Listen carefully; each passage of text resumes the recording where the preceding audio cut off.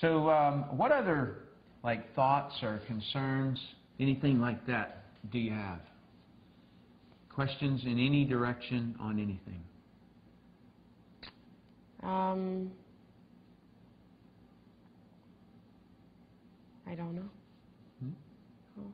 So no other concerns whatsoever that you've just you know, I remember when I was doing it before, a lot of the pyramid objections would come up.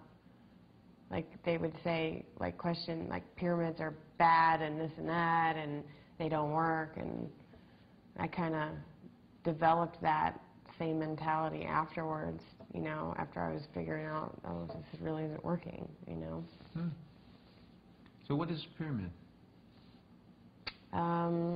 It's where the person at the top makes all the money, and like all the people below you are working for you, pretty much, and you're just making all the money. Would it surprise you to tell you that there are people in my organization who are making more money than me? How is that possible?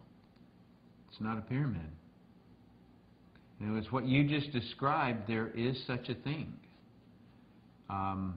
But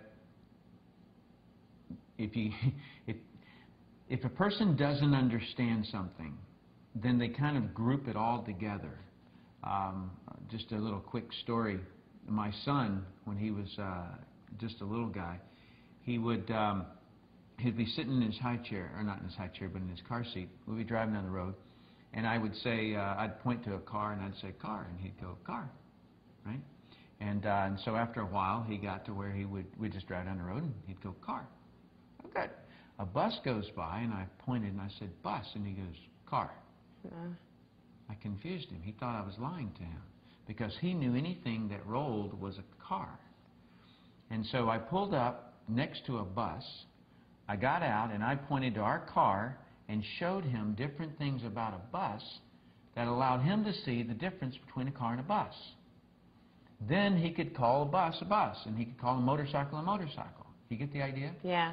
So when someone doesn't understand a legitimate network marketing company, they can call it a pyramid, but it's not any different than my son pointing to a bus and calling it a car. Is that he doesn't know the difference. That's why I ask you, what is a pyramid?